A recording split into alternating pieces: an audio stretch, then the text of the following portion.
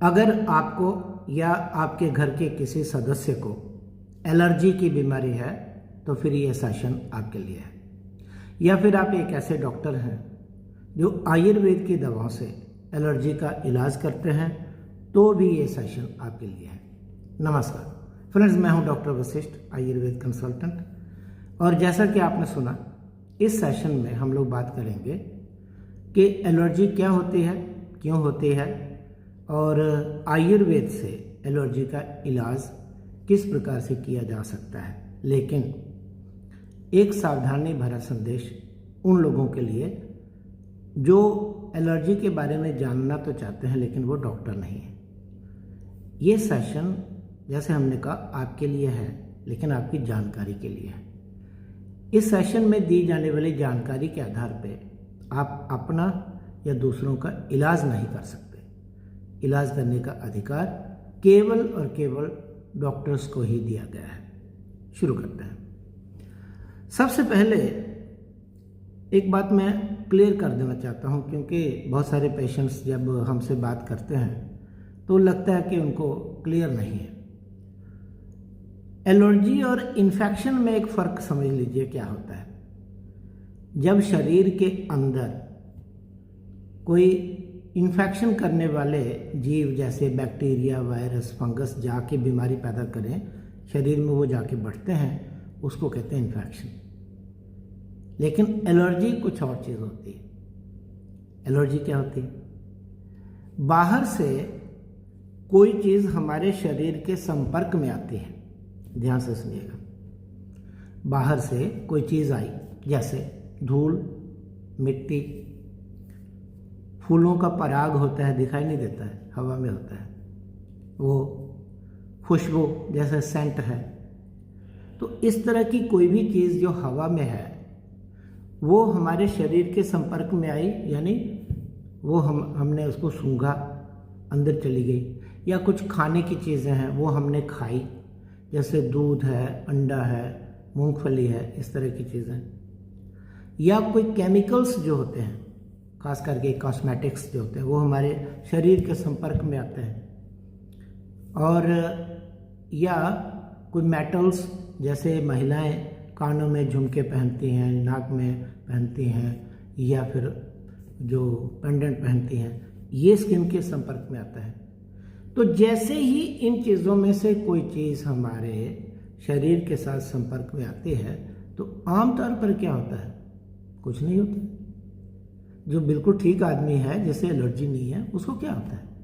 कुछ नहीं होता है। मान लो किसी ने अगरबत्ती जलाई और मैं वहाँ हूँ, मैंने उसकी सुगंध ले ली, बस हो गया।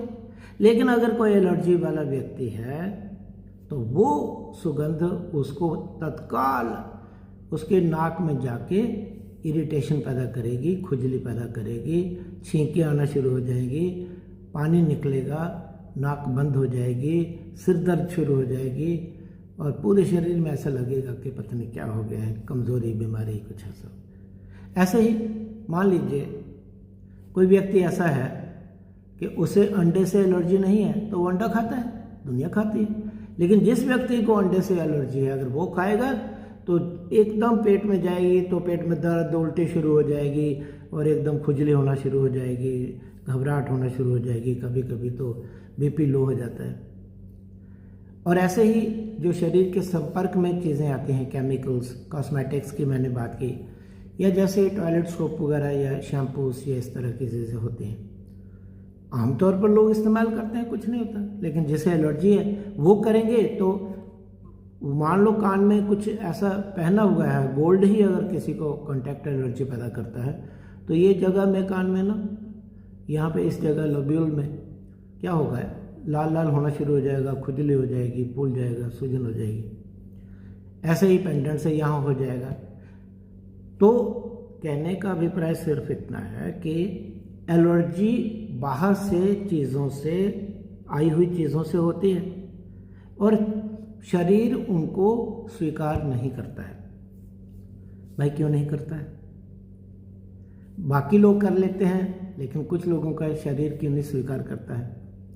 इसलिए कि शरीर के अंदर हमारा एक सिस्टम होता है, उसे कहते हैं इम्यून सिस्टम या डिफेंस सिस्टम। ओके, आयुर्वेद में इसे ओजस कहते हैं। जैसे क्या होता है, हर एक देश में आर्मी होती है बॉर्डर्स के ऊपर, और देश के अंदर पुलिस होती है। ठीक है, इनका काम क्या होता है, देश की रक्षा करना, बाहर से जो एनिमीज आते हैं, शत्रु आते हैं, उनसे भी रक्षा करना, और कभी कोई अंदर से खराबी करे तो नहीं करने देनी।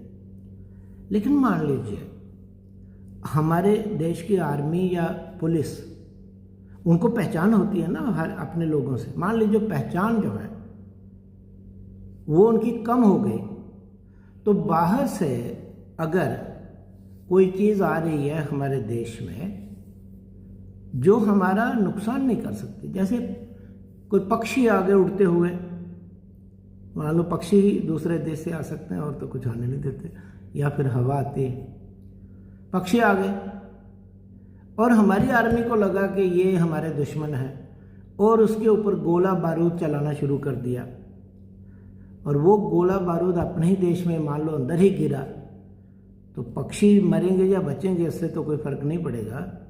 लेकिन जहाँ गोला बारूद गिरेगा वहाँ तो वो तो जगह तहस नहस हो जाएगी, बर्बाद हो जाएगी। वही हाल हमारे इस शरीर में है। इम्यून सिस्टम है, उसमें सेल्स होते हैं सिपाही, बाहर से चीज़ें जिनके नाम मैंने लिए वो चीज़ शरीर के संपर्क में आई, दूसरे लोगों को ये चीज़ नुकसान नहीं करती है, हानि नहीं करती है, हार्मलेस होती है। किसी एक व्यक्ति के इम्यून सिस्टम को लगता है कि ये चीज़ जो मेरे शरीर के संपर्क में आ रही है ये हानिकारक है, वो उसके ऊपर अटैक कर देता है। और अटैक कैसे करता है, कुछ केमिकल्स बनते हैं शरीर में, उनमें सबसे बड़ा जो केमिकल है वो है हिस्टामिन। ऐसे ब्रेडिकाइनिन होती है, सेरोटोनिन होती है, ऐसे कुछ प्रोस्टाग्लैंडिन्स होते हैं, बहुत सारी चीज़ें होती हैं, साइटोकाइन्स होती हैं, इंटरल्यूकिन्स होती हैं। मैं नाम ले रहा हूँ, अपने इनसे घबराना नहीं है, बस ऐसे ही बता रहा हूँ आपको। तो क्या होता है कि ये सारे मान लीजिए नाक में धूल चली गई, तो जैसे ही वो चिपका, हमारे इम्यून सेल्स ने फटाफट वहाँ पे क्या किया, ऐसी व्यवस्था की कि वो सारे केमिकल्स नाक में, वो सेल्स तो वहीं रहते हैं, उन्होंने बनाए, और वो जो सुगंध थी या डस्ट थी उसका तो कुछ बिगड़ा नहीं, लेकिन नाक की झिल्ली में सूजन हो गई। ऐसे खाने से पेट की झिल्ली में सूजन हो जाएगी, पेट में ऐंठन आना शुरू हो जाएगी। इसी तरह से आंखों में अगर कोई चीज़ गिरेगी तो आंखें लाल हो जाएंगी, स्किन के ऊपर अगर होगी तो खुजली होना शुरू हो जाएगी, सूजन हो जाएगी। कभी कभी किसी चीज़ से एलर्जी हो, मान लीजिए कोई खास करके जो एलोपैथिक दवाइयों से होती है, तो एक ऐसी कंडीशन आती है उसमें जान भी जा सकती है, उसे कहते हैं एनाफाइलैक्टिक शॉक। जान भी जा सकती है, ब्लड प्रेशर एकदम लो हो जाता है और जो ब्लड सर्कुलेशन है वो एकदम फेल होने लगती है, तो आदमी मर भी सकता है। तो मैं आपको ये बता रहा हूँ कि आम तौर पर एलर्जी जो है वो ऐसा नहीं करती। हाँ, फेफड़ों में चली गई, और जो विंड पाइप्स हैं, छोटी छोटी एयर की पाइप्स हैं, वो एकदम कंट्रैक्ट हो गई, कंस्ट्रिक्ट हो गई, सांस आने में दिक्कत हो जाएगी। तो अलग अलग जगहों पे एलर्जी से अलग अलग प्रॉब्लम्स होती हैं। लेकिन अब आप में से जिसको जिस चीज़ से एलर्जी है उसी से मतलब है ना। मान लो किसी को छींकें आती हैं, कि सुगंध से आती हैं, डस्ट से आती हैं, या माइट होती है घर में, छोटी छोटी चीज़ें, कीड़े होते हैं उनसे होती है, या कुछ ये गोबर से कुछ लोगों को काऊ डंग वगैरह होता है उनसे हो जाती है। तो जिसको जिस चीज़ से एलर्जी है उसको तो उसी से मतलब है। लेकिन हम तो सबके लिए कह रहे हैं भाई, आप ये जान लो कि ये सेशन सबके लिए है, क्योंकि दवाइयाँ अलग अलग नहीं होती, दवाई वही होती है। तो जब डॉक्टर्स आपके पास किसी भी प्रकार की एलर्जी से पीड़ित कोई पेशेंट आता है, तो तत्काल आपके दिमाग में ना 2 दवाइयाँ आ जानी चाहिए। इसको आप नोट कर लीजिए, अपने माइंड में लिख लीजिए ज़िंदगी भर के लिए, क्योंकि ये हमारा ज़िंदगी भर का एक्सपीरियंस है। आयुर्वेद में एलर्जी के लिए 2 दवाइयाँ सबसे ऊपर हैं, उनसे ऊपर कोई दवाई मुझे तो नहीं दिखाई दी पिछले 50 साल में। एक दवाई का नाम है शटी, दूसरी का नाम है मधुयष्टि। शटी को कपूर कचरी भी कहते हैं, मधुयष्टि को मुलट्ठी भी कहते हैं। इनके अलग अलग काम भी होंगे, लेकिन एलर्जी का जहाँ तक सवाल है इनका कोई जवाब नहीं। इन दोनों दवाइयों को डॉक्टर्स आप अकेले भी दे सकते हो और एक साथ भी दे सकते हो। हमने देखा है कि अगर इन दोनों दवाइयों को एक साथ दिया जाता है तो रिजल्ट ज़्यादा अच्छा आता है, कि कुछ काम जो है शटी करती है, कुछ काम मधुयष्टि करती है और बहुत अच्छे तरीके से एलर्जी से होने वाली तकलीफ़ों को ये दोनों दवाइयाँ कंट्रोल करती हैं। अब आप पूछेंगे कि इनको इस्तेमाल कैसे करना है, तो एक तो बड़ा अच्छा तरीका है, इनका चूर्ण ले लीजिए और दोनों को मिला लीजिए और आधा आधा चम्मच चूर्ण अपने पेशेंट को खाने के लिए दीजिए। लेकिन 2-4 दिन की बात हो तो चलेगा, एलर्जी 2-4 दिन की तो होती नहीं है, ये तो ज़िंदगी भर की बात होती है। तो फिर हम क्या करेंगे, या क्या करते हैं हम लोग, इनसे बनी हुई टैबलेट्स का इस्तेमाल करते हैं पेशेंट्स को देने के लिए। शटी की एक टैबलेट आती है, शटी घन टैबलेट, और मधुयष्टि की एक टैबलेट आती है, मधुयष्टि घन टैबलेट। अगर एलर्जी बहुत ज़्यादा है तो दोनों में से 2-2 टैबलेट्स सुबह दोपहर शाम देते हैं। मतलब शटी घन टैबलेट 2 सुबह 2 दोपहर 2 शाम, मधुयष्टि घन टैबलेट 2 सुबह 2 दोपहर 2 शाम। लगातार देंगे कुछ दिन तक, हफ्ता 2 हफ्ते 4 हफ्ते, जब तक ज़रूरी हो। और जब लगेगा कि सुधार आना शुरू हो गया है, हो सकता है एक ही दिन में आना शुरू हो जाए सुधार, एक ही डोज में भी तो आ सकता है, तो उसके बाद डोज कम करते जाते हैं। फिर उसके बाद एक एक टैबलेट 3 बार पे आ जाते हैं दोनों की। इस तरह से हमने एक चीज़ और की है, इन दोनों को मिला के एक टैबलेट बनाई है, उसका नाम है लर्जेक्स टैबलेट,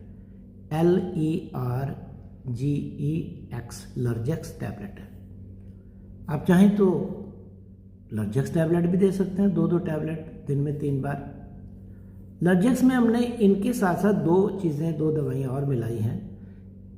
एक दवाई का नाम है कंटकारी, एक दवाई का नाम है जहर मोहरा और दूसरी का नाम है यशर।